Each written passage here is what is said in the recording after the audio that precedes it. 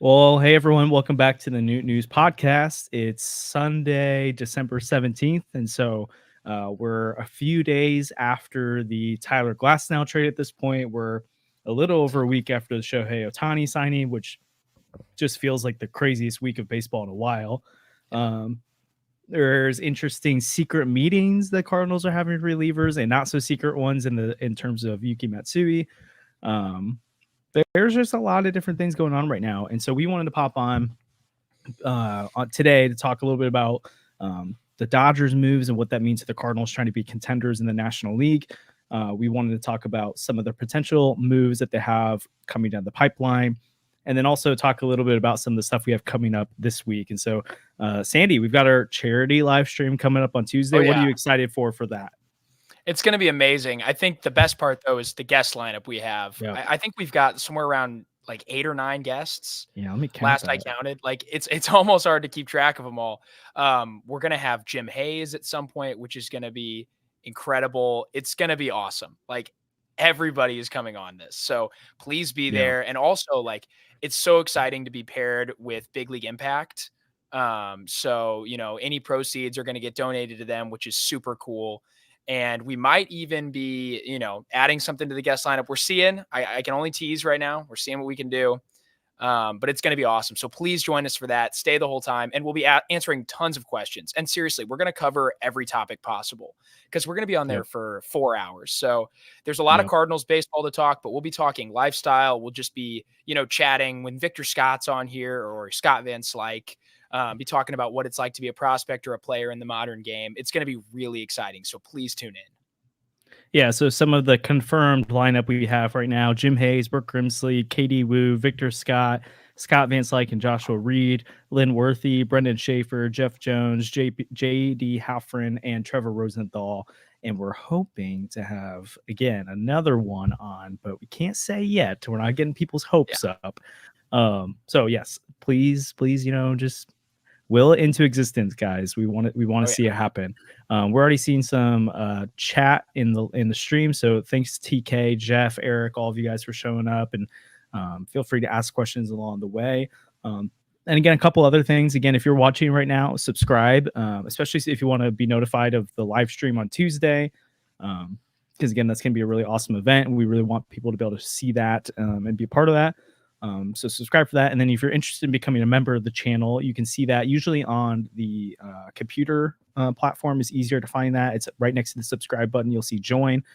We have 3 different tiers you can join at that have different perks, but the main one that applies to all 3 of them is the ability to join our Discord, which has already been really active. And it's really awesome to see all the people in there already talking Cardinal baseball all the time. Hey, Jeff. So if you're not familiar with Discord, it's a pretty easy app to use. It's basically like a social media messaging app. So you can just have all these different channels where you can talk about different things to different people. So you can join that if you become a member. So you can do that on our YouTube page, but then most importantly, subscribe and like the stream if you haven't already. That's also super helpful for us. Sorry to plug all these things off the top, but again, it really helps the channel out and helps what we're trying to do here. But again, want to talk Cardinal baseball today. So let's get into that. So let's start from a big picture standpoint, Sandy, because baseball isn't in a vacuum, right? Like you can put together whatever team you want on the field, but it also depends what your competitors do as well. And I thought it was really interesting today. I'm looking at the numbers, and the Chicago Cubs have spent $0 in free agency, which is a great sign so far. They were supposed to be having a big offseason. The Mariners have spent $0. The Padres have traded away Juan Soto, not signed anyone. The Mariners haven't spent any money. And then you look at the very top of the spending list, and you have a certain team named the Los Angeles Dodgers who have spent $717 million this offseason. And I don't know if that number includes the Glasnow contract. So I don't know how Jeff Passan was. Yeah, I don't know if he was going off of like how the contract for Ohtani's technically counted, because it's actually more like 470 in real money, or at least right today money, because of the deferrals. But anyways, so you have the Dodgers, who were already a perennial contender, already had Mookie Betts and Freddie Freeman, already had Walker Buehler, Dustin May, already had an insane farm system. They go out and add Shohei Ohtani, and then they bring in Tyler Glasnow, who, again, Yeah. I'm It's sad. tough. I wanted Glasnow so bad.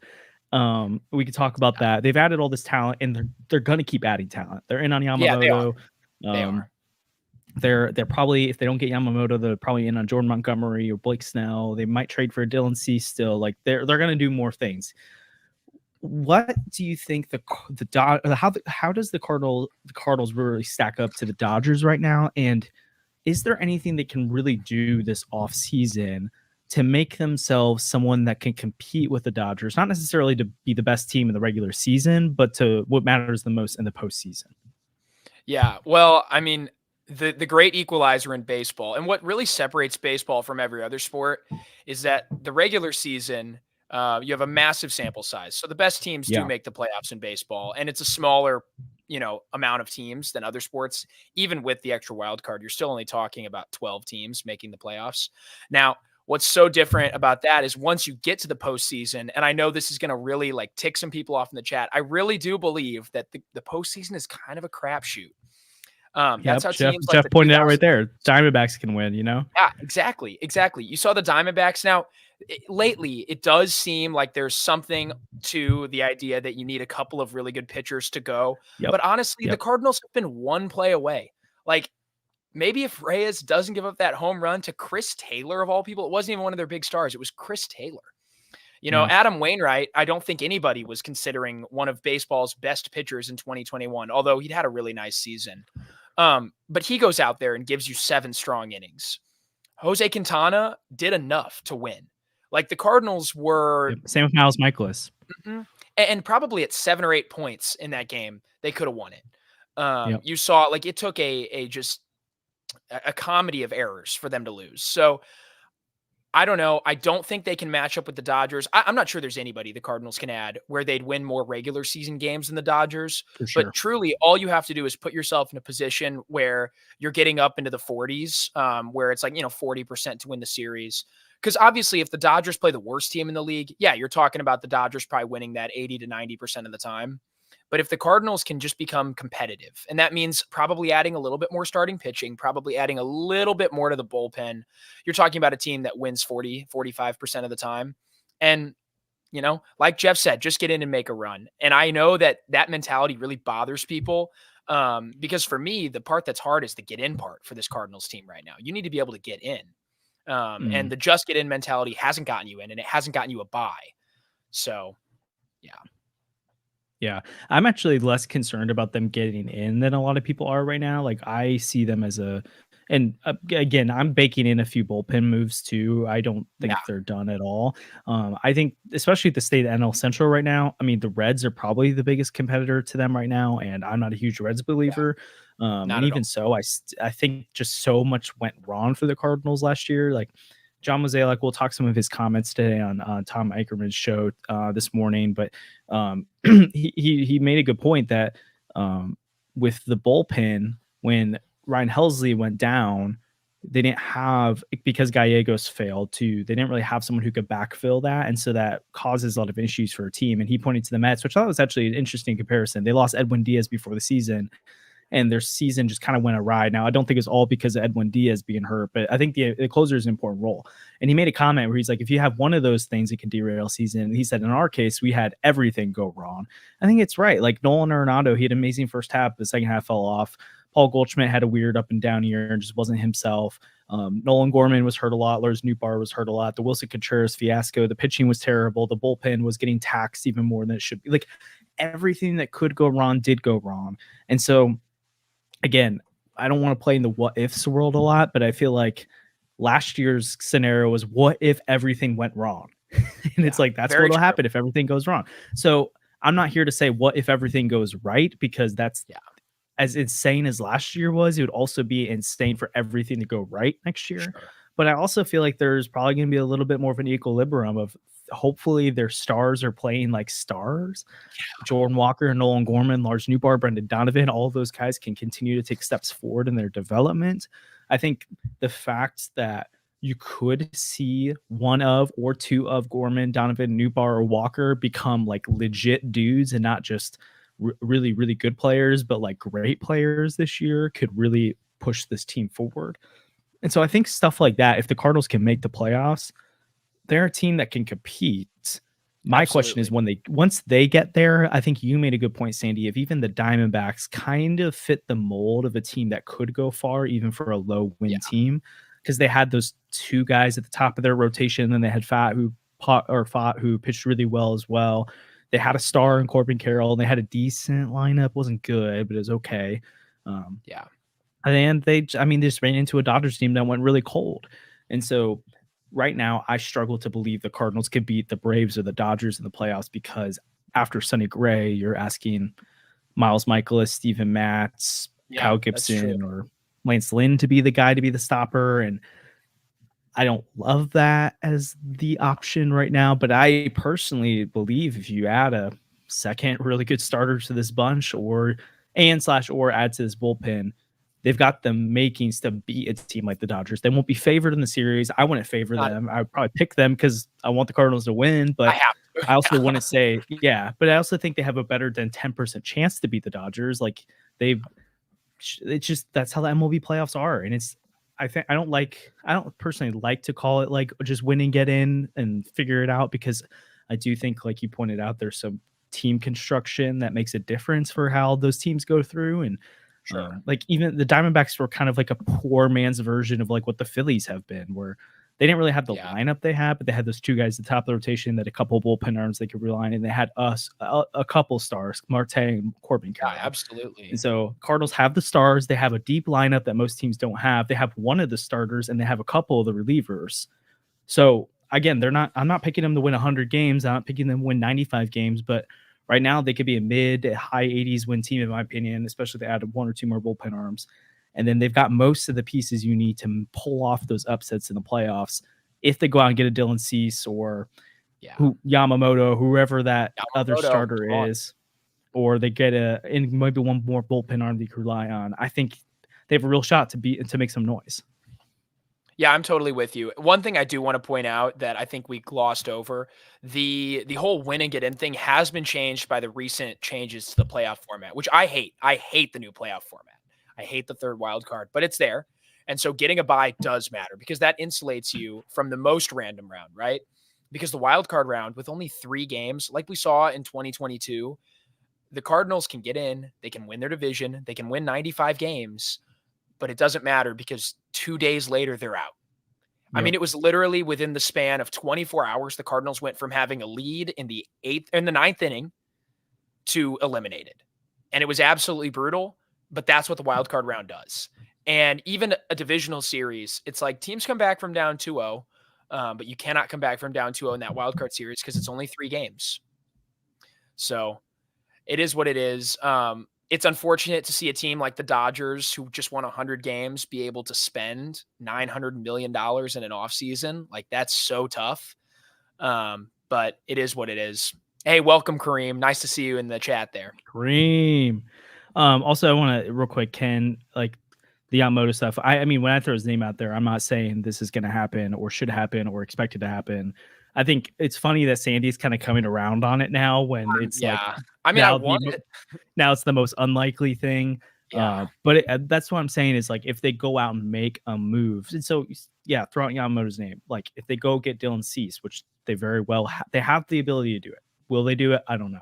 If they go get Jesus Luzardo, if they sign Jordan Montgomery, I doubt they go into the free agent market for the next starter. But if they make a move of that kind to get another front end starter, that's what I was talking about. If I think now you've got the ingredients with 2 top of the rotation starters, most teams don't really, like, you look at most playoff rounds and game 3 starters TBD until 24 hours before the game. And it's sometimes a bullpen start. Sometimes it's your number 4 or 5 starter to figure it out. So I think that's kind of where I was going with that. And Sandy, something I don't think you necessarily touched on, but it's interesting, is that the last 2 World Series teams from the National League were the third wildcard team. Yeah.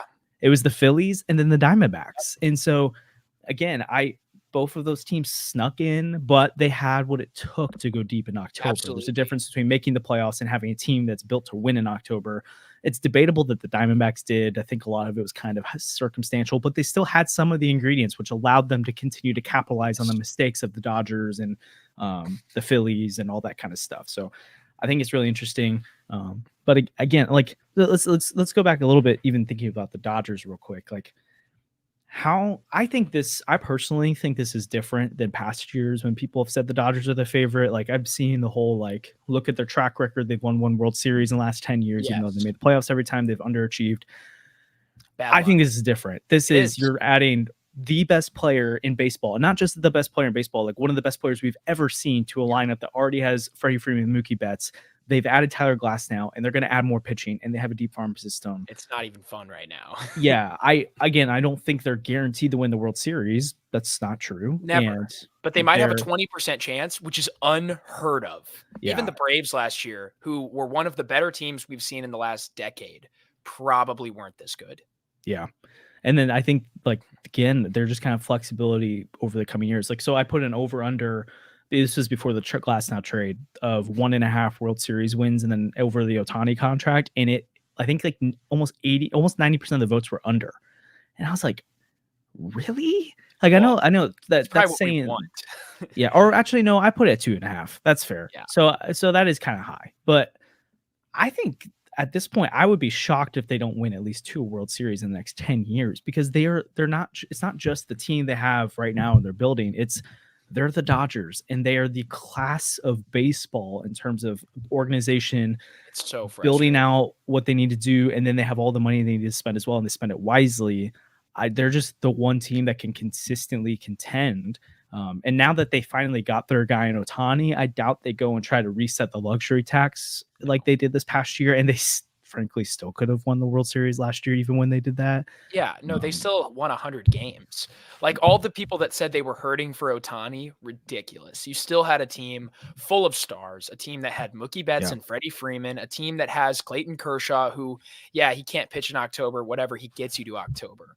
Yeah. I mean, a lot of teams like the Mariners, they have a really, really fun team. They have cool starting pitching. They have Julio Rodriguez, who's a star. They can't get to October. The Angels forever have had 2 massive stars in their lineup, and they can't get to October. Like the Dodgers get there every year. And so, like their floor is really high. They're not going to miss the playoffs. They're not going to miss the playoffs in the next 10 years. Yeah. And they were just decimated by injuries. And it didn't matter. They still won 100 games. I don't know how you can, like, if that happened. Well, we already saw what happened in the Cardinals rotation, and it wasn't that bad injuries wise.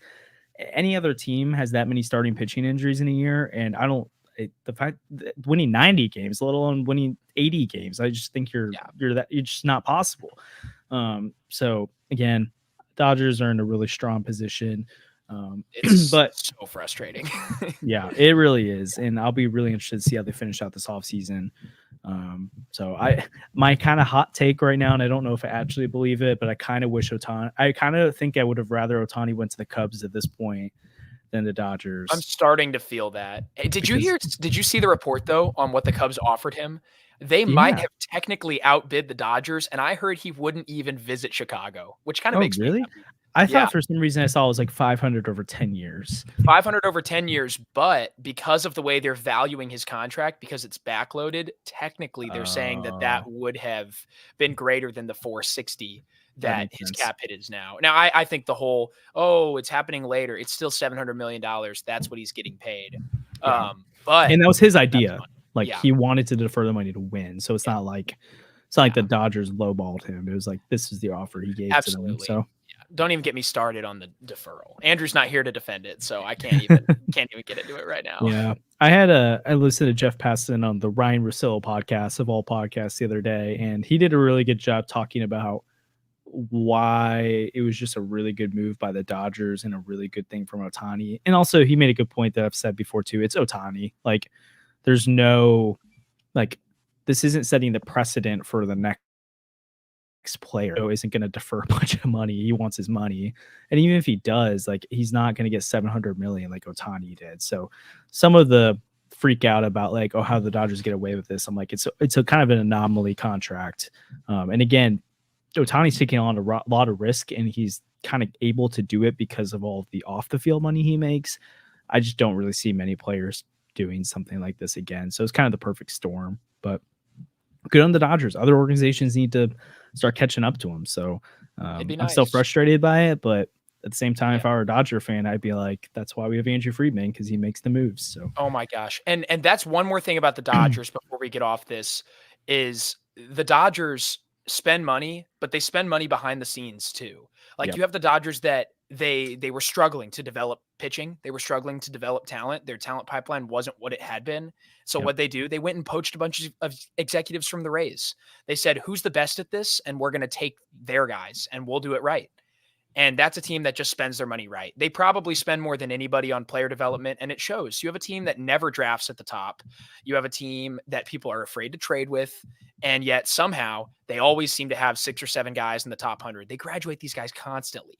Gavin Lux, Will Smith, like all these guys were super prospects, and somehow they have 2 of the top 3 catching prospects now. They have 2 of the top 5 infield prospects in the National League. Like they just always have somebody else ready to step up. Yeah. So it's crazy. It's crazy, but good on the Dodgers. Seriously, good on the Dodgers. That's all you can say. So we got chats popping right now. There's a lot of people in the stream, which is super awesome. Again, wanted to remind you, if you haven't subscribed already, please subscribe. And we've got the charity live stream coming up on Tuesday, where we have a huge rundown of guests from Victor Scott to Trevor Rosenthal, Jim Hayes, Katie Wu, Scott Van Slyke, so many different people. And we're hoping a special guest that we can't talk about yet, but we're hoping they're going to be able to make it on. We'll see. So it'd be really fun. So subscribe so you can get notifications about that and other future things we do. Like the stream, it really helps as well. And then again, if you want to be a part of our Discord or join on a different level of our community, you can click join, which is next to the subscribe button on the computer version of YouTube. And we'd love for you to be joining the chat that we have going there and all the extra content we provide for our members here at the channel. But let's turn the conversation over to the relievers, which we'll probably get into. We can hybrid this conversation about starting pitching and relief pitching. I think we should focus on the relievers for a little bit. And if you've got questions about that in the chat, specifically about the relievers, please throw it in there. But it seems like, so this past week we had it reported that they met with Matsui. He did a stadium tour, and then they met with another pitcher that wasn't named, that they couldn't be reported on. Based on kind of the tea leaves a little bit, I mean, it could have been a U.S.-born pitcher like Phil Maton or someone like that wanted to visit. But it probably makes more sense that it was an international player. I highly doubt it was Yamamoto at this point. But one can dream. Yeah, one can dream. And again, I haven't seen anyone say they're for sure out of the market. So I'm always going to keep that as like a pipe dream option here, but I'm not banking on it. Yeah. I feel like Woo-Suk Go makes a lot of sense as that second guy, especially to come visit, but it could have been someone else. John Mozilla commented today, let's just get into it a little bit, commented on the bullpen situation and said ideally they'd like to add more to it. But some of his comments made me think he's actually more interested in adding a starting pitcher, which is kind of interesting. He wasn't going to rule it out, but then kind of when he talked about the value of what adds the most value, he said it was guys that can go deep into games and adding more of that. So it made me think like, oh, are you looking for another starter? But so let's like Yuki Matsui, Woo-Suk Go, Phil Maton, Hector Neris, like Jordan Hicks. Yeah. There's all kinds of different relievers on the market right now. What do you think they need to do, and what do you think they will do when it comes to the bullpen? Well, what they need to do in the bullpen is they need to get another option to pair with Helsley. The reason I really liked the bullpen coming into last year, like I'll say all last offseason, I was pretty high on this bullpen because I really did think that between Hicks, who I figured would be healthy and effective, Helsley, who I figured would be healthy and effective, and Giovanni Gallegos, I thought, wow, that's a 3-headed monster that no one's going to want to deal with, right? Because all those guys have strong track records. And so when all of a sudden, and honestly, Genesis Cabrera, who has just incredible stuff. And if he could just for 1 second, like stop with some of the personal stuff and focus in, he could be a great reliever, but that's a whole nother thing. And he's off and he's not an option anymore. Yeah. But they need to have that 3-headed monster. The best teams have at least 3 guys who they're comfortable with closing out a game. And right now with the Cardinals, I'd say obviously Helsley. Giovanni Gallegos lost a lot of trust last year, really had a big home run issue. I think he was mismanaged. I've said that 100 times. I'll shout it from the rooftops. When Giovanni Gallegos gives up a home run, you get him out of there no matter what, because the second one's coming, and it always does. But after those guys, like maybe Jojo Romero, but we really don't know with him. His stuff supposedly isn't very good, but he gets the job done over and over again. So maybe there's something to be said there. Honestly, maybe there's just one. Maybe it's just Halsey right now. And so they do need a real back end option. That's why I like Matsui so much. But I like Hicks because he's the righty, and we need another righty back there. We have a lot of left-handed options. So it's really tough right now. The bullpen is not where we'd like it to be. That's the one thing we can say. Yeah, agreed. Something I really like about Jordan Hicks when you bring him up specifically is his proven ability to go on multiple days in a row. And he's a guy that you could give him 2 innings if you needed to in an outing. He could, which I mean, most of the relievers can, but I feel more confident in Jordan Hicks stretching out to 2 innings than I do Helsley. And he's a guy that can go pitch 2-3 days in a row, possibly, which I think is huge with the idea of Ryan Helsley not always being available day to day. And so, like, there might be a game where you need Gallegos or Hicks to lock down the 8th, and then you need Helsley in the 9th, but then the next day you don't have Helsley. And so the fact that you can also turn to Hicks again and have Gallegos that next day or Romero or whatever that thing is. And then that's not even to mention injuries, because it's going to happen. It just always happens, or underperformance. Like, maybe Gallegos is bad again, or maybe Helsley has a Gallegos like year, or maybe Jojo Romero is just a flash in the pan, or maybe the guy they bring in isn't good. Like, you just need so many different options. And so I think I'm okay with them just adding one more high leverage reliever. I would prefer it to be the right side as well. So Jordan Hicks, Phil Mayton makes a lot of sense. Hector Neris as well. David Robertson's still available. I wouldn't mind him. I like him. I like him a lot, especially as a 7th inning option. I'm not sure he's the closer he was 2 years ago. True. But even if they went Yuki Matsui as the left, again, he's a guy that's closed in Japan for a long time. So I think he'd be fine righties against righties and lefties. And again, there isn't really many left-handed specialists these days anymore anyways, but the same, like, I have a weird feeling about adding a left-handed reliever, because you kind of already have Romero, you have King, which I'm not really high on King, so I'm not really I don't think it's a big deal. But then you have Liberatore and Thompson. So I think it'll be interesting to see how they manage, like, Thompson and Liberatore specifically, because, like, if Thompson's their backup starter, like, he's the 6th guy, then maybe they put him in Memphis anyway, so he's starting and he's available whenever they need him. But I see a potential scenario where there's a lot of lefties that could need time in the bullpen, and I don't think you need 4 lefties in the bullpen. That's so again, I'm not going to complain to get Matsui, but if they got Matsui, then I think I would want them to add one more right-handed arm, like Luhuseko or something like that. Yeah. Because then you're banking on Fernandez, right? That's the guy they picked in the Rule 5. Yeah, they did. And I like him. I think he could be a really good pitcher. And I think the other guy they got in the Tyler O'Neill trade could contribute later this season. Probably not opening day, though. Yeah. So I think at that point, if you're adding, in general, I prefer to build a bullpen by getting a bunch of guys that are interesting and seeing what happens with it, rather than spending all my money on something. So Nick Robertson, Fernandez, if you got if you have, a guy like Gordon Crescefo could be used next year in the bullpen a little bit. You just have a lot of options. I like the idea of buying low on 4 or 5 guys, and or going for under the radar guys than putting all my eggs in one basket. But they've got the financial flexibility to afford to get one more of those type of guys. And so I think adding one more high leverage guy and then throwing out as many flyers as possible to add to that bullpen, I really like. Yeah, I mean, honestly, there are 2 things that I want to add to this. The Cardinals bullpen right now is a lot worse than it was at the end of last season. Now, you're going to have guys get healthy, but something that we haven't considered because we didn't want to admit they were good is the fact that they're missing Drew Verhagen and Chris Stratton. Yeah. Who are 2 guys that the Cardinals, like Drew Verhagen last year, was actually not a bad pitcher. And I know people are going to probably harangue me for this, but Drew Verhagen he appeared in 60 games. He gave you 61 innings. He recorded 59 or 60 strikeouts. So he did that. He had a 1.10 ERA plus, had a sub 4 ERA, and it's probably inflated by a really strong finish to the season.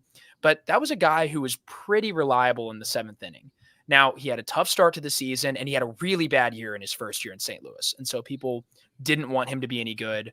But he was one of our better middle inning options. And then for Chris Stratton as well, he had a great tenure with the Cardinals. Across 2 seasons, he appeared in 62 games, gave you 76.1 innings and a 113 ERA plus. Those are 2 guys who were both like very valuable relievers to this pen. They were kind of linchpins. You didn't know what was going to happen, but you knew they were going to be healthy and that they were going to go take the ball and help you lock down games. So I'm a little nervous about not having those guys. And I do think we need to add more middle inning options. But the other thing, the Memphis shuttle will be much more active this year. That's something we didn't have at all last year. I love that you mentioned some of those younger players we just got. I also think Matt Swanson could contribute at some point this season. Yeah. He's a pure reliever. They got him in the Jordan Hicks trade. I want to say no, they did not. They got him in that was in the Paul DeJong trade. Yeah. And initially I wasn't excited because he was so old, pitching at AA still. He had a great finish to the season. And then also I think Kloffenstein or Robersa. I think Kloffenstein is more likely maybe because of the big fastball to profile as a reliever at some point. You mentioned Graceffo. There's a lot more depth for this team. So yeah. And I like Kareem's comment here too, the Matsui splitter just being very true, really good. And I see, yeah, that's a good. I'm not necessarily concerned about Matsui versus right and left. I think it's like so if Matsui slots in with Romero as the lefties, then I start to question: do you need King in the bullpen? Do you need Liberatore in the bullpen? Do you need Thompson in the bullpen? Because I don't know. Like at that point, you've got 8 relievers in the bullpen, and 3 of them being lefty, I think is the max I would prefer. So then say King's that third lefty, then what do you do with Liberatore? What do you do with Thompson? I guess if one of them is the lawn reliever, it's not a huge deal if they're left-handed, but I just think that's where I talk about it gets a little complicated in my head about the left-handed options. I know they have a lot of right-handed guys too, but outside of Helsley and Gallegos, I don't really trust any of them yet. So that's where I like the idea of adding a third high leverage right-handed reliever. If it's Matsui, that's great. Again, I'm not going to complain at all. I'll be really excited about it. I think it just their current left-handed options start making a little bit less sense to me roster fit wise, and maybe I'm overthinking it a little bit. I'm splitting hairs a little bit at this point. They're in such a need of another reliever that can't really complain. But yeah, like this is a really good point, Sandy, about kind of their bullpen and losing Stratton and Verhagen. I mean, yeah, and maybe you get a resurgence from Palante this year, and that's another guy. Again, he's a right-hander, but he has better splits against left-handed hitters, so it's kind of like, what's Palante's role now too? But maybe he's been messing with his pitch arsenal, so maybe that makes a difference. But yeah, you've got so right now those middle relievers right now probably profiles Palante, King, Robertson, Fernandez, which again some of those guys could be better than what Stratton and Verhagen have given you, but you need those middle guys, and they did the job.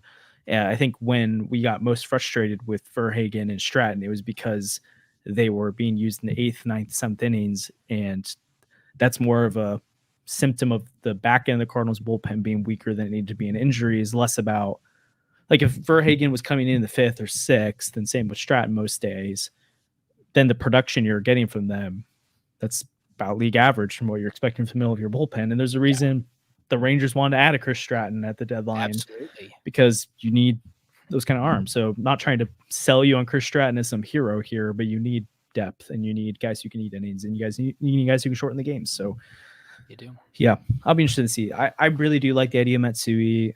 Jordan Hicks reunion would be awesome. Maton, Neris. I haven't seen any other names thrown in the chat yet of guys that we haven't talked about. I'd love Brebbia. I've brought him up a lot. I just think he's such a low-cost option, and he's somebody that's been so dependable. He's given his team 65 to 70 appearances a year, and like losing Drew Verhagen, who gave you, 60 games, losing Chris Stratton, who, after the trade deadline and then before the trade line, 76 games in 1 year with the Cardinals. Like, that's a guy that is a workhorse. He appeared in almost half the games he was on the team for. Like, you need guys like that. So I don't really know who's going to absorb the brunt of that. Helsley can't pitch every day. Romero seems like a workhorse. I loved when I watched him close 3 games in a row. That was awesome. That was something that we don't seem to get from everybody. Yeah. But it's going to be really tough to not have guys that can just eat innings in the bullpen. And you saw the Cardinals go after guys that can eat innings in the rotation. So hopefully they're more interested in doing that in the bullpen too. Totally. And I think some of it will feel a little bit better when you do have guys going deep in the games where Man, I wish I could probably pull it up right now. It's not that hard to find at this point because I've quoted it so many times. But the lack of quality starts they got last year is just, again, I mean, I think I wasn't a huge fan, and I'm still not a huge fan of the pairing of Lynn and Gibson. Like, I think I would have liked one of them, one or not the necessarily other. both of them. But again, I see where the Cardinals are coming from. Again, they had a 641 winning percentage when they got 6 innings or more with allowing 4 or less runs, which is a quality start. That's not even a quality start. I think Oh, quality true. start That's is 3 or yeah, yeah. So like, but I mean, a like decent that's what start. you're hoping Yeah. for from Gibson and Lynn is they go 6 and allow 4 or less. Like that's a great outing, and they had a better winning percentage than the Baltimore Orioles did this year, like as a whole. So like they were insane. They were really good when they got that production. When they didn't get that production, they were worse than the Colorado Rockies, who had the worst record in baseball.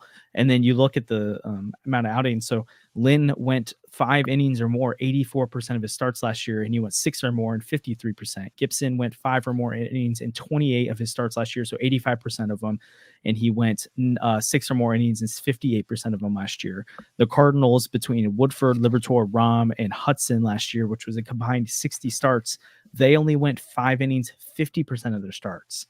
And then they only went 6 or more, 27% of the starts. It was terrible. And so I think we're underselling, at least as a whole, like of the fan base, underselling the value that the Cardinals can get from quality starts. That's why I talk about their floor being raised right now. I'm unimpressed by their ceiling, and that's what I was hoping they would raise this year. So I'm still hoping they're going to raise their ceiling more. But I think an adverse effect that we haven't talked about is the bullpen will not be as stressed out and will not be as burnt when you are getting 6 innings consistently. Absolutely. Rather than 6 innings, 3 innings, 4 innings, 5 innings, 6 innings, 3 innings, 2 innings. Like it just wasn't good enough. And sure, you're going to have blow up starts every once in a while. Everyone has those. Spencer Strider has those. So it's not a big deal. But so yeah, and one comment before we move to maybe some starting pitching that I thought was interesting, I gotta find it real quick, was kind of like someone asked about how the Rays continue to develop pitching.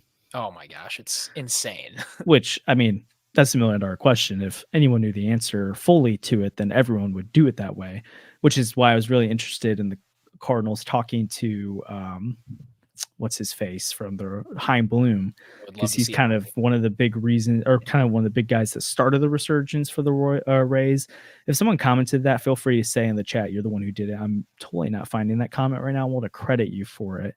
But something I think that's an underrated. Oh, here we go. David said that. That's an underrated thing that the Cardinals need to be pursuing, and they went ahead and added to their major league staff on the pitching side of things. I know none of them were flashy names, but they added some new roles onto the staff or gave away some of Dusty Blake's responsibilities and put him onto new plates. But that's something the Cardinals need to do as an organization going forward, is continue to revamp what they're doing as a organization to develop pitching. And so I know that that's already been something they've been making shifts in, and the kind of guys they've been targeting this offseason who just have really good stuff and have a little bit higher strikeout percentages and aren't necessarily, I mean, I know Gibson and Lynn were pitched to contact guys, but I'm talking about like Fernandez and why am I blanking on Robertson, that type of stuff.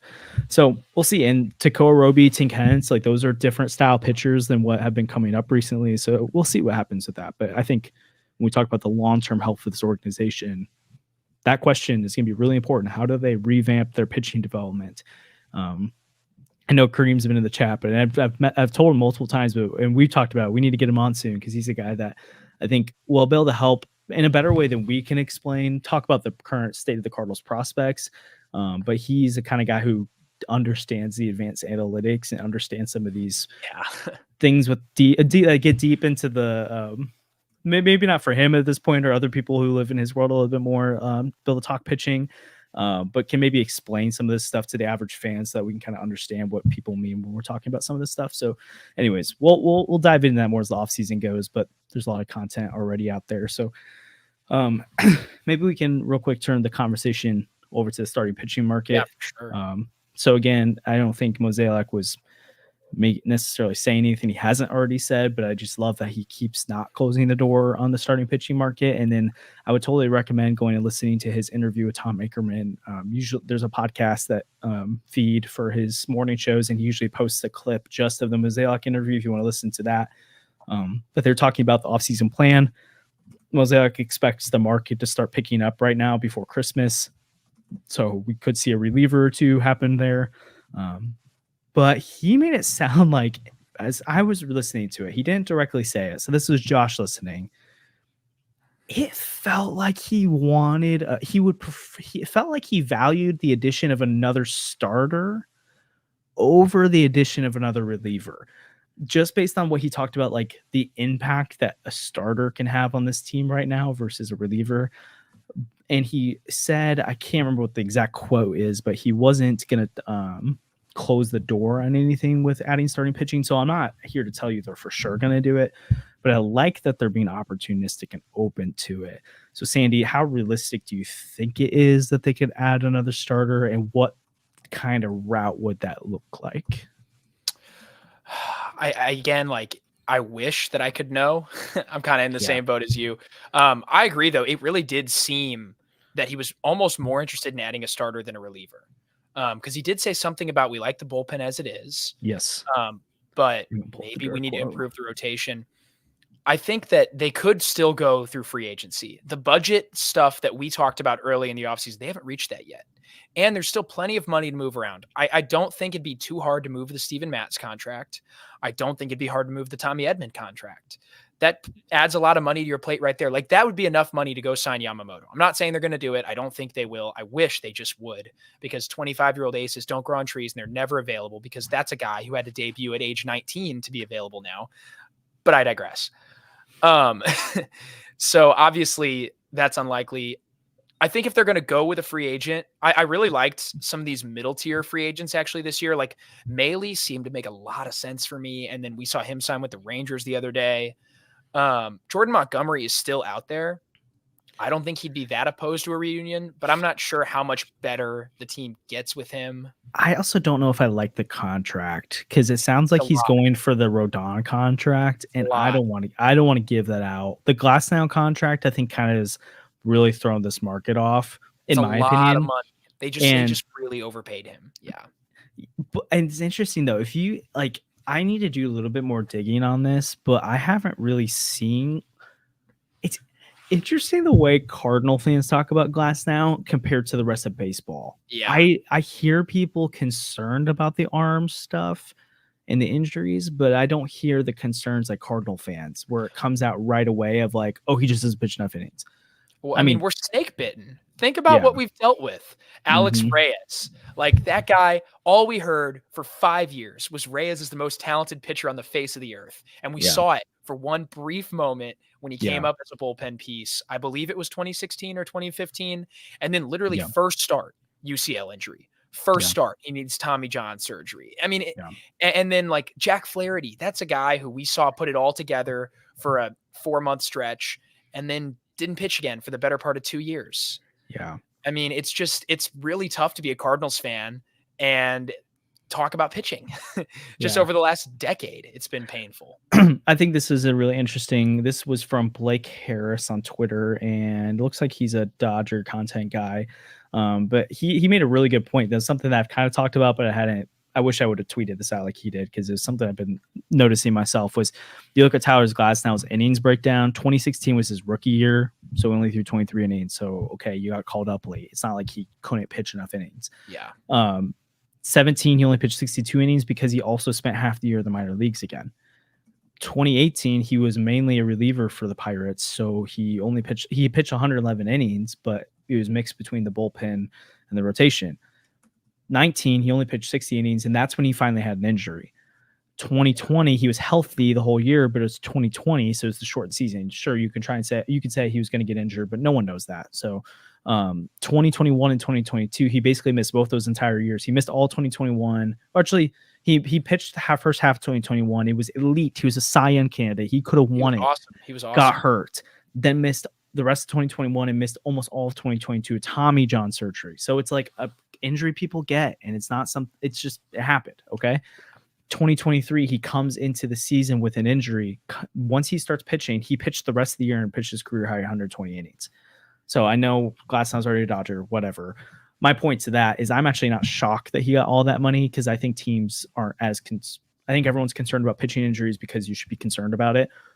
But there's an argument Glasnow has the best stuff in all of baseball, and he's shown it. He's not just like, oh, we watch him throw pitches, but it's not coming together. Like, his stuff grades out. And so he's a guy that if you give him enough innings to qualify during a year, he's a Cy Young favorite to me. Yeah. And now he doesn't have to be in the same league as McClanahan, who I really do think has the best stuff in baseball. So yeah. And so my point with that is I think Glasnow's contract has made Jordan Montgomery's going to want more money. Yamamoto's going to want more money. Like, I just think that's where I don't see the Cardinals going into that top of the tier to get Blake Snell. Probably right. I don't want Blake Snell at all. I really don't want Blake Snell. Even like regardless of if we want him, I just don't see them making that kind of move. And I'm also not really like, because they got Lynn and Gibson. I mean, Malley would have been nice if he was one of those two additions. I'd much rather have had Malley. Yeah, but they're not. And so I don't think I'm in on the Frankie Montas type thing at this point. Like, I think for me, it's, yeah, I'm going to hate it, but I also think if I'm thinking of like, how do they really make a splash or make a really like a move that I'll be very impressed with their offseason by, that's when you got to go to the trade market for a Jesus Luzardo. I would love Jesus Luzardo. You trade for a Dylan Cease. And so Logan Gilbert. They're not going to part with those pitchers though. Ridiculous that they don't. I still just, every single time I think about it, I'm flabbergasted. Yeah, that seems to be very revenue driven, which is, I mean, it's fair. Like when you see the contracts that like the best starters are getting and even the middle tier guys, I want to pay Bryce Miller nothing too. I want to pay Brian Wu and Logan Gilbert nothing too. But if I were them, I'd be looking to trade maybe like a Robbie. I mean, you're not going to get really anything for Robbie Ray, and I don't know how much you get for Castillo, but anyways, I'm kind of surprised they're not shopping someone at least either. But the Luzardo one I think is really interesting because the Cardinals and the Marlins have had conversations at past off seasons. It's been reported they've had conversations this off season. No names have been thrown out there, but they've talked. But names that have been thrown out there is that at the winter meetings, the Royals and the Marlins were talking about a Vinny P. I can never say his last name. Oh, Pasquantino, the Pasquantino. I love that guy. Vinny Pasquantino for Jesus Luzardo framework. My guess is that it would have been Pasquantino plus a couple other smaller things for Luzardo. Yeah.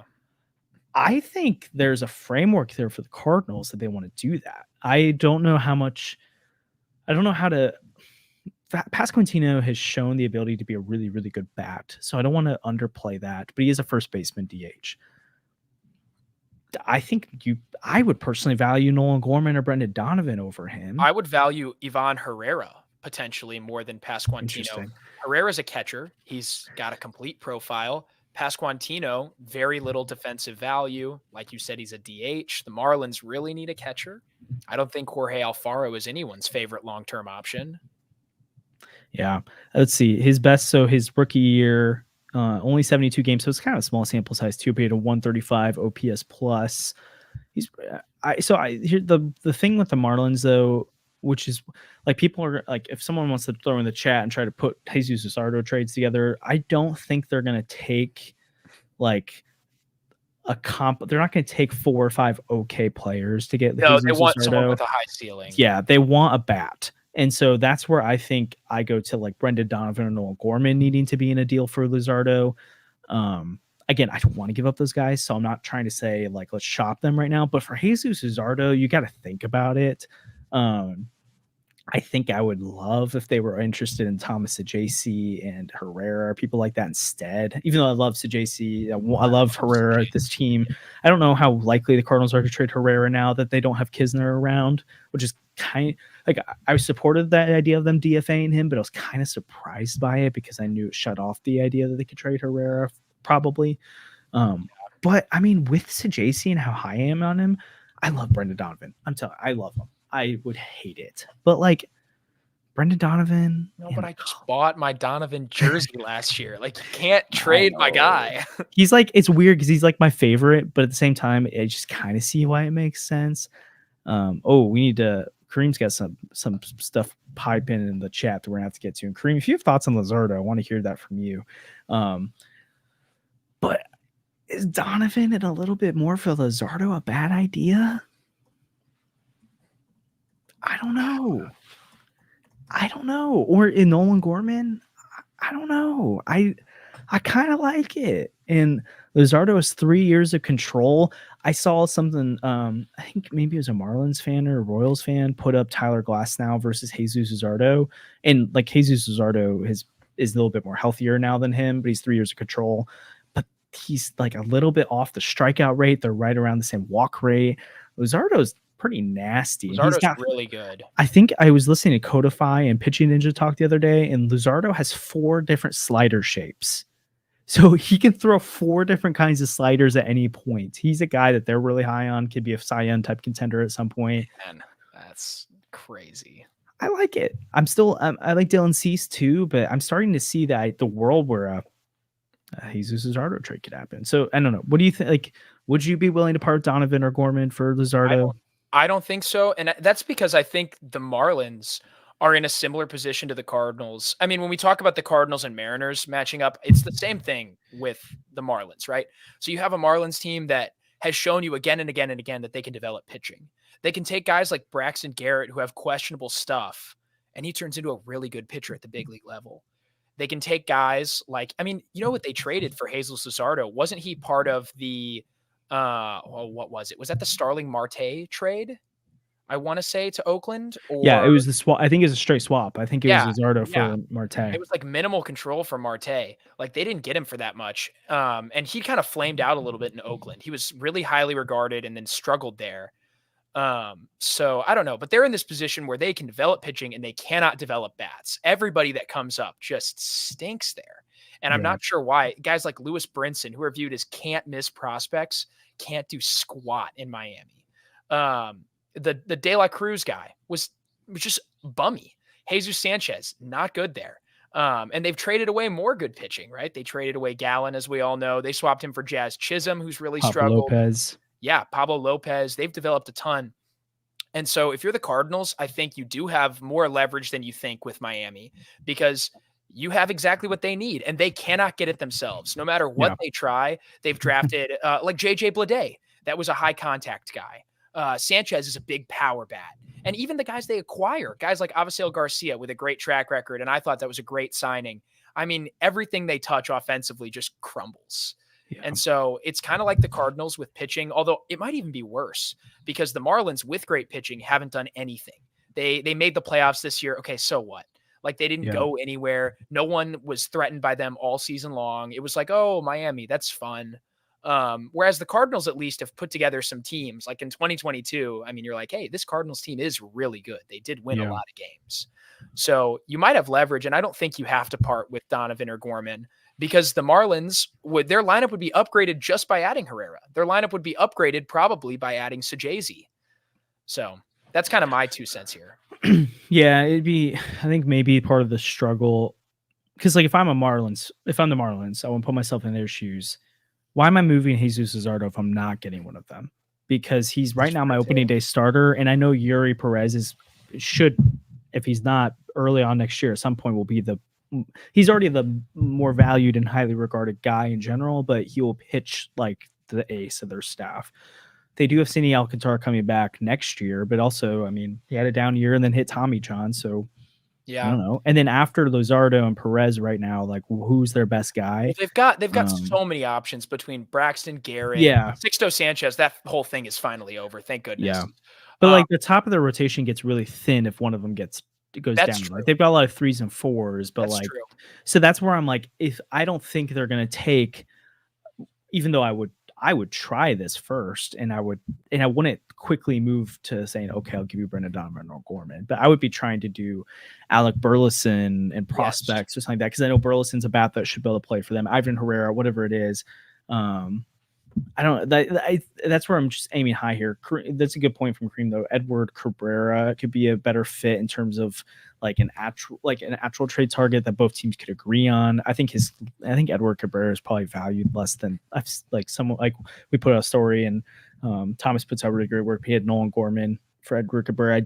don't think that's what it takes. I think it's Alec Much less Burleson than types, that. just like that. Yeah. And that's a high upside play too. But again, if I'm targeting, we're talking about targeting like a surefire, like opening day, you're going to be confident the Cardinals can be a really good team next year.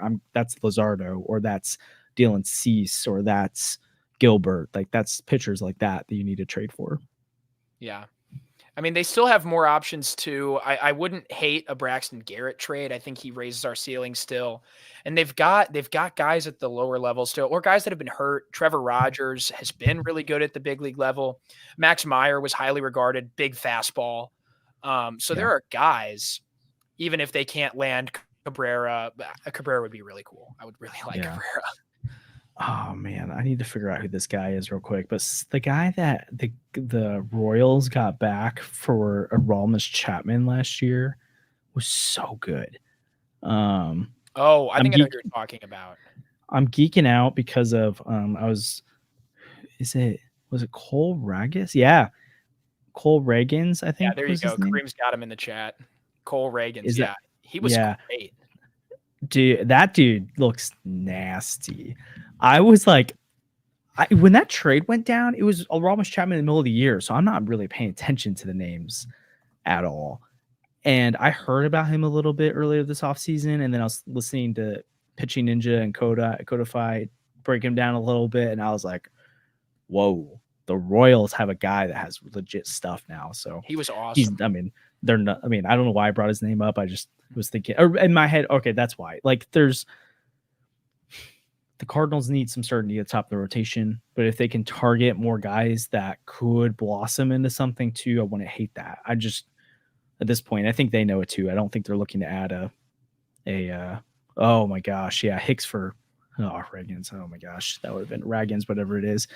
Oh, that'd been really nice to have. But if they can target some guys like that, like an Edward Cabrera or Max Meyer or whoever it is that doesn't necessarily carry a ton of value right now and a little bit of risk to it, but has the stuff to project to be more than what they are right now, I'd be interested in that kind of trade. But again, I'm still, my sights right now are set on the top of the market.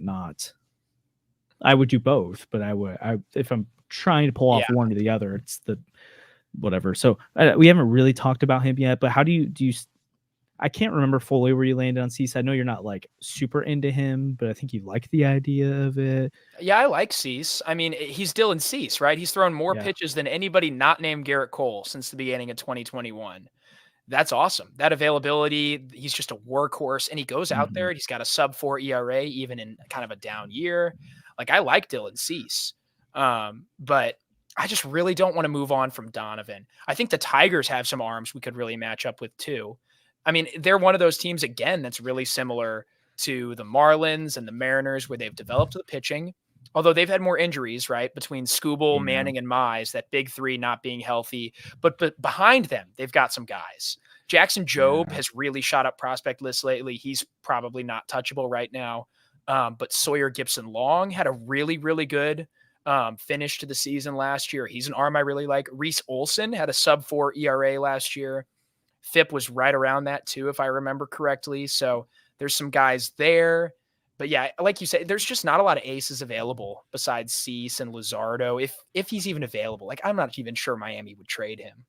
Yeah, true. But I mean, at the very least, they were like, the report, unless they didn't add a lot of context to it, was they were interested. There was some kind of framework being developed, Jesus Lazardo, for Vinny P. So that makes me think they're at least open to it. Now, just because they like Vinny P doesn't mean they're going to take Goldman and Donovan. They might not value them. So who knows? Yeah, everyone does value guys differently. That's a great point. Yeah. No one has the subjective scale. Like, they don't really care about MLB Pipeline's top 100. No, and no one cares about baseball trade value stuff. Like, I know that their success rate's helpful, and it's not, people overhate on it. It's helpful. It's fun to play with, and it can give you a ballpark sometimes, but like, that's not how teams view things. And the like you said, like, the Cardinals number 9 prospect is not the same as the Dodgers number 9 prospect, and it's not the same as the White Sox number 9 prospect. And your best reliever or your best right-handed pitching prospect is not the same as my best right-handed pitching prospect.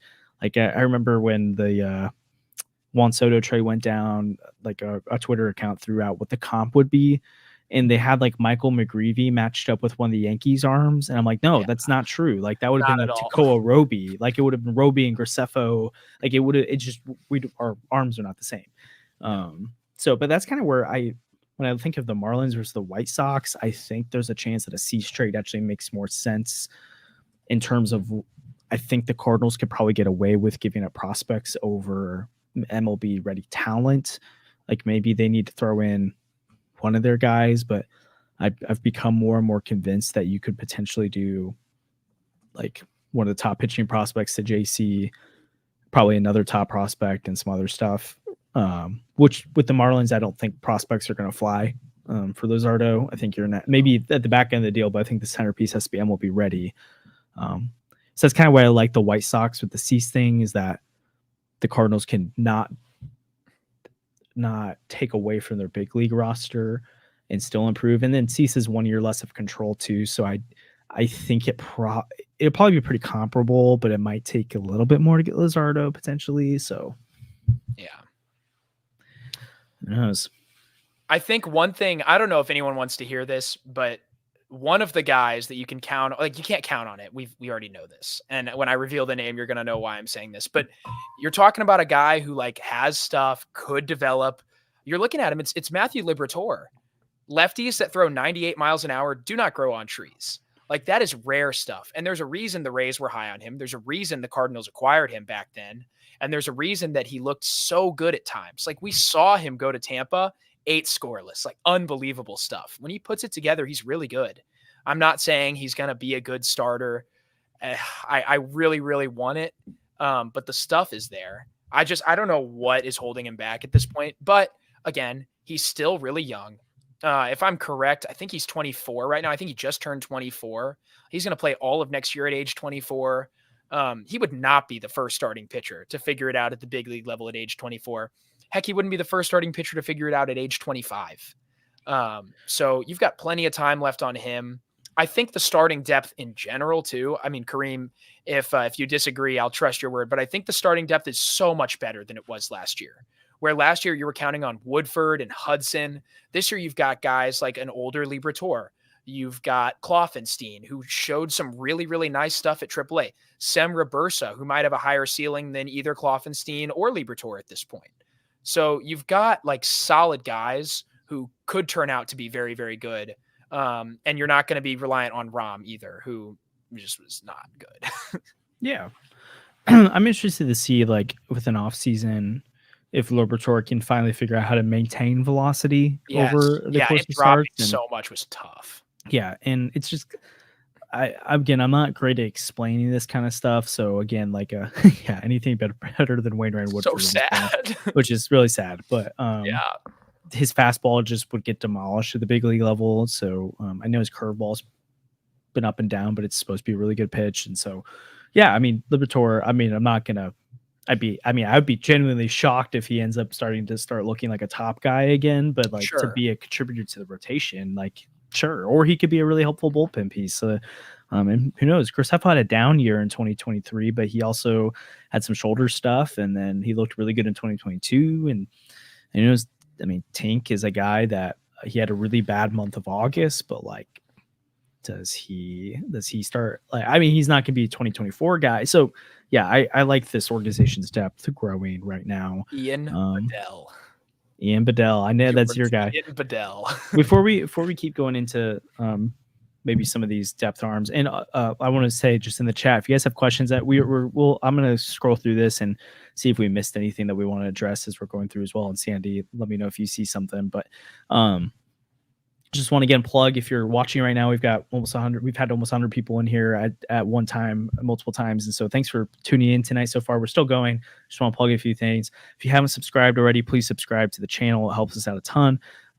We have a charity live stream going on Tuesday. And so we've got so many different people like Jim Hayes, Trevor Rosenthal, Victor Scott, Katie Wu, Brooke Grimsley, Jeff Jones, a ton of different guests popping on. And we hopefully have this special mystery guest that we can't reveal yet. So hopefully, fingers crossed, they're going to be able to make it.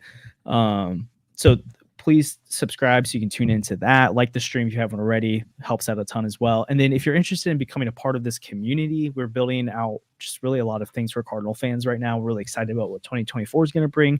But you can become a member of the YouTube channel if you go on the web. Usually you have to go on the web browser version of YouTube.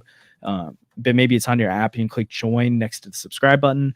There's 3 different tiers. And all 3 of the tiers include access to our Discord, which has been a really fun thing so far. If you're in the Discord and you're watching the stream right now, please make a comment and just say, hey, like, I'm in the Discord, because we have people in there and it's fun conversation. We post our Immaculate Grid stuff. We talk Cardinal baseball, preview different stuff coming up. So if you want to be a part of that, please join. But yeah, so we've got a lot of different stuff going on. Oh, thanks, Kenny, for the $10 donation there. Very much appreciate that. You need to throw something in the chat then for us to talk about, because that's far too generous just to throw us $10 there. But something where I see a lot of Wayno chat. I missed something. They're wondering if he could be the special guest. Oh, I wish. I don't think so, but like, we can't confirm anything. So also, I just wanted to plug one more thing. Guys, go follow Kareem on Twitter. He's been throwing like just absolute fire into the chat tonight. He is probably like one of the 3 best guys to talk about Cardinals prospects and the minor league system. So like, seriously, follow all his stuff on Twitter. He puts out like the most incredible stuff. And Josh has said it, like, we need to get you on here sometime so that we can nerd out about prospects together. Yeah. Especially, I really want him to go into, because he just does such a great job. Sorry, some weird volume went through. He does a really great job of bridging the gap between prospect analysis and talking about sabermetrics and some of the stuff that I think is I'm learning and I feel like I'm getting better with, but I'm not a teacher of it like he is. Yeah. And so I think like when him and Cardinals Week put out the analytically driven top Cardinals prospects, it was phenomenal, because they did the analysis and breakdown that you hope to see from a Baseball America, Fangraphs, MLB Pipeline, whatever your prospect page is. But then they also plugged like all the underlying advanced analytics stuff that really makes a difference with a lot of this stuff. And so I'd love for him to be able to explain some of this on the hitting and pitching side so that we can all have a better grasp when we see these numbers. So yeah, again, a Kareem season. If you see him on Twitter, go follow him. He's got awesome stuff. He's starting to post his top 30 Cardinals prospects right now. So I do want to I don't know if he'll be willing to reveal some of that stuff without it all being posted, but I'd love for him to break that down when it's all done. But so yeah, please give him a follow. He's awesome. Special guest is Yamamoto. Yeah, we're gonna announce the Yamamoto signing on here, guys. We're breaking it here first. Yeah, one more thing. Like, there's literally no way that the Kareem content should be free. The stuff on Twitter is just so good. So like, yeah, check that out. But I think we're gonna. Oh yeah, I got you. You still there? Oh no, technical difficulties. You can keep riffing. I might need to fix my AirPods. All good.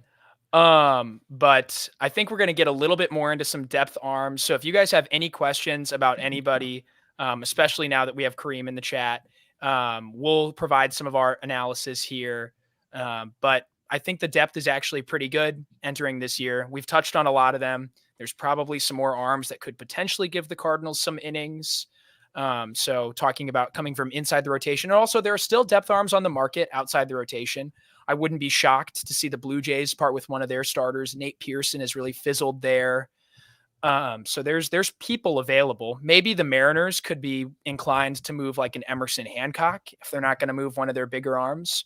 There's always some arms down with the Angels. Griffin Canning could be moved. Maybe even Detmers or Sandoval, although those would probably take a more proven big league player. So there's a lot to talk about still. The Cardinals probably are going to add something. I think they'll make some kind of move in the next week. John Mozeliak definitely seemed to hint that there was some urgency about getting something done before the holidays. That was very encouraging.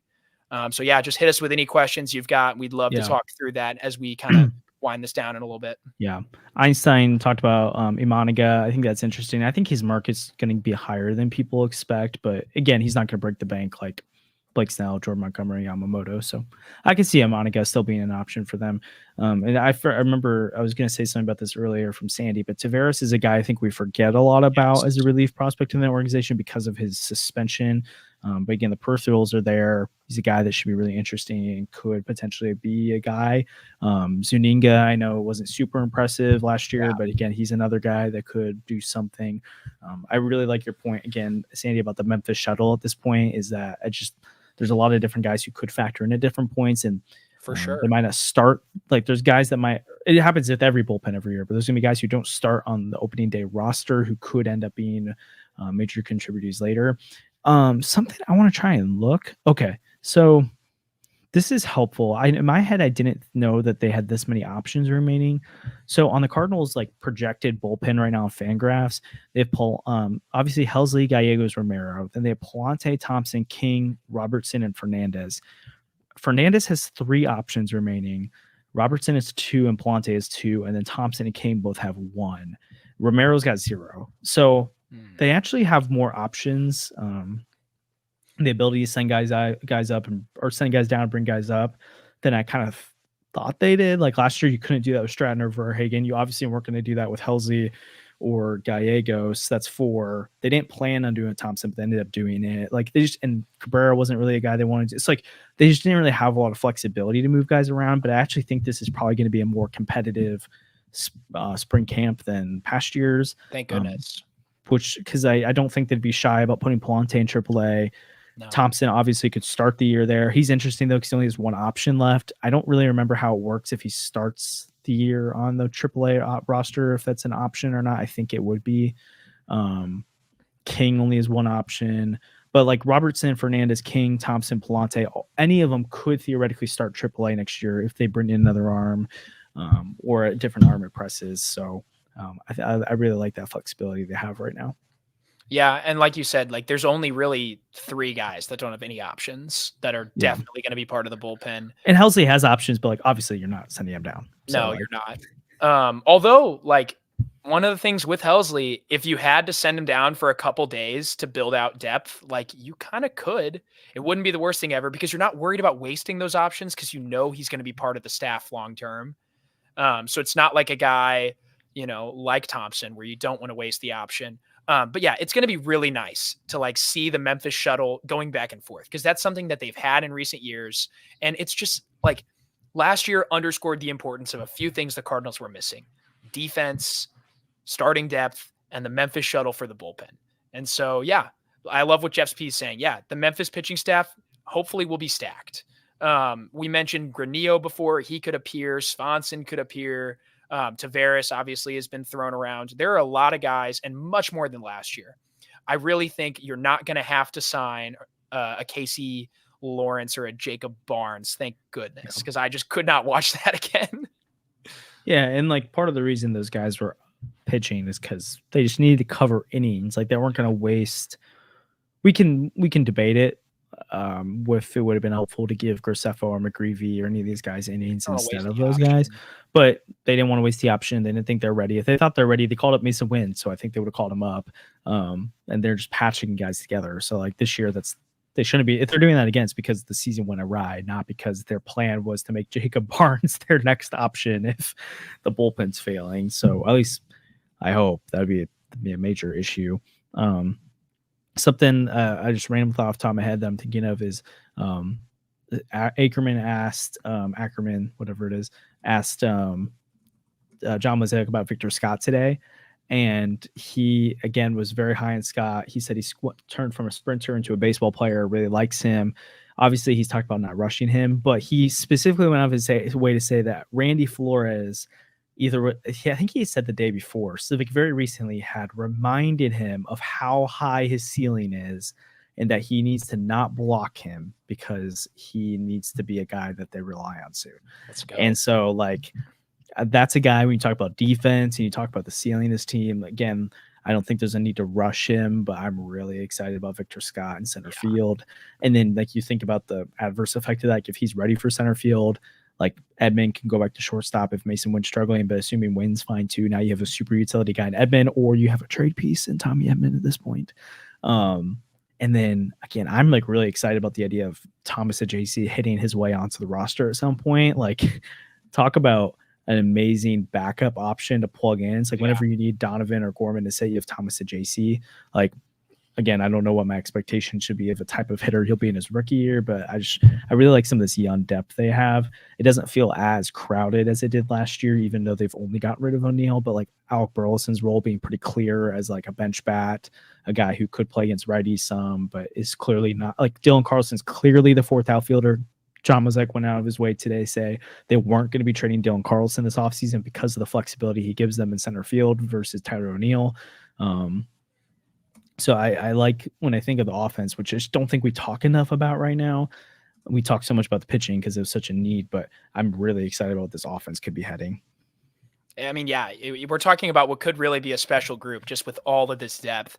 And there's depth at the lower levels in this offense too. I'm not sure anybody develops catching the way the Cardinals do. I mean, it's just an absolute factory at this point. You have Contreras, obviously, who they brought in, but Herrera feels just like a great prospect, and he had a phenomenal season last year that, in my opinion, should give him far more attention coming into this year. I'm glad they're going to rely on him. But Pages is a legit prospect. And then you've got Bernal and Crooks. I'm really excited to see what they can do with all this depth. Hopefully they can trade some of it away to patch holes. I'd like to see them acquire another center fielder at the lower levels at some point. Maybe they could, like, I don't know, target one in the draft or something like that. But we've talked about the draft on here. It's hard to target specific positions, maybe in the later rounds. I don't know. Sure. Well, I don't know if there's a lot left. I saw something about Carp's launch angle, and it's kind of funny. I think I still don't think people really picked up on it that Jeff Albert was actually like a really, really helpful piece of this organization. And what he's done for the hitting development in this organization is what they've been missing for pitching development. Yep. And I hope they continue to develop it. Like what Jeff Albert put in place continues to go. That's something you probably don't see the effect of immediately. So again, I think people make fun of the launch angle stuff and make fun of some of this other stuff they've done with their hitters, but like, look at the young players that are coming up and have embraced that, and they're doing really well. Really. And Goldie has went out of his way to say that he's gone to Driveline. He's doing these things that he was not necessarily all about at first. Matt Carpenter went out of his way to say he was not listening to what Jeff Albert told him he should be doing. And then he had that little career resurgence in New York when he actually started embracing some of those changes. Incredible. So I don't know. I think people don't realize how helpful Jeff Albert actually was. But and the other thing, the Cardinals' secret weapon is Randy Flores. When did he start? I like feel like I should know this as a Randy Flores. 2016 or 2017, I believe. Yeah, and so like you can tell like the last non-Randy Flores drafts made their way through the system during that dry spell for the Cardinals when it just felt like they couldn't bring anybody up and impact the big league club. And now we're seeing the fruits of his labor come through. It's very, very exciting. Yeah. What he's been able to do in terms of finding pitchers with good stuff. That's why you have 3 or 4 high ceiling prospects in the system right now. That's how you go get a Gordon Graceffo in the 5th round out of Villanova, Villanova, I think in their entire history has produced 2 big leaguers. Like that's how Randy Flores goes and does that. He is special. He is one of the best scouts in all of baseball, and he's heading up your department. They just need to keep him. I love Randy Flores. In Flores, we trust all the way. In Flores, we trust. And great point from Kareem there. That's something Victor talked about. I interviewed him a couple months ago, and you can find that on the New News podcast channel if you want to check that out. It was really helpful. And one of the questions I asked Scott, and you can hear him break it down more, was he wants to add more. He talked about adding more power to his game when I asked him about what he wants to add. But then I followed up with people when they hear speed guys, contact first guys adding power, they get afraid about launch angle. They get afraid about a guy trying to hit too many home runs. Now he's striking out, not getting on base like he needs to. And Scott talked about a lot of the changes he was trying to make were just trying to continue to make hard contact on the ball and hit line drives and hit those. He's got that, like Kareem saying, he's got that sneaky power where he can go over the fence if he gets a hold of one anyways, but he's trying to be more of a doubles, triples type of guy who could run into some home runs. But as he's done that, he's starting to hit more home runs too. But he's a guy he's not going to be like a 5-7 home run guy. He probably is going to be or could be, I should say, a mid tens home run guy. It's like 15 home runs a year type guy. And then you add in the doubles and triples, and then you add in the fact that when he gets a single, he can turn those into doubles and triples. Like that's why I'm just so high on Victor Scott. I think, again, you don't really have the center field depth organizationally anyways, but then also like I just think his floor is so much higher than people realize because of the elite speed, elite defense, and then man, he could be really good. Oh yeah, he could be one of the most valuable players on this team. He's a guy that's going to rack up value in all facets of the game. It's truly incredible. Yeah. But as we finish up, I want to come full circle. We talked about what it meant for the Cardinals for other teams to make big moves. Now let's talk about what it means for the Cardinals for their division to not do that. The Central has been very, very quiet outside of the Cardinals, who got aggressive, jumped into the pitching market. The Reds acquired like Candelario. I hear they're shopping Jonathan India. The Cubs have spent $0, as we said earlier. The Brewers are getting worse. The Pirates are the Pirates, so who cares? Very exciting stuff. And I just want to say, now that the Cubs have missed on Ohtani, they've missed on Glasnow, I really hope they go out and they spend $300 million on Bellinger. I would love nothing more than to see that. And they can pair him with Dansby Swanson, and they can overpay them both for the next 7 years. I'd be so in. Oh my gosh. I can't make it through a whole episode without just being mean to them. I just, it's so tough. I know. I'm trying to bite my tongue because I just feel like whenever I make fun of the Cubs is when they start doing well. So I just try to stay quiet. I just like the smirk when their downfall happens. I remember like I just have a lot of Cubs fans in my life, and in early September when they started losing a little bit, I was like, don't say anything. Just keep quiet. And then they missed the playoffs, and I was just like, I just need them to trade some of their young depth. I see the Cubs talking about shopping guys like Owen Casey and Ben Brown. I'm like, yes, please do it. Dylan Cease again, please. Well, I can't knock them right now because their farm system's really good. And like, I'm so scared of Horton. It's so good. Horton looks awesome. There's a lot of guys. Well, that's why we need the Bellinger signing, okay? Because then they can trade Pete Crow, right? And then they can like do something stupid and get rid of. They can sign Snell and then trade Horton because oh my gosh, get me excited! You would never do that. Yeah, get rid of Ben Brown too while you're at it. And that Matt Shaw guy, he jumped a bunch of levels. Get rid of him too. That'd be. They need to just make their Jose Quintana trade again. They need to trade they need to trade Horton and Mavis or whatever for who is that, the third baseman, first baseman? Mavis, yeah, but he wasn't very good. Yeah, but I want them to just make another dump trade like that. I would love nothing more. And honestly, bank on Christopher Morel because he's not that good. And I'll die on that hill. Unsustainable peripherals, lots of swing and miss.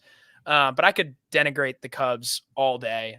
We're gonna have to not do that right now because I think we've been on here 80 minutes, but we're going to be on in 2 nights. So please come back for that. 4 hours. Yeah, it's going to be incredible, right? It's going to be this times 3. So that is so much.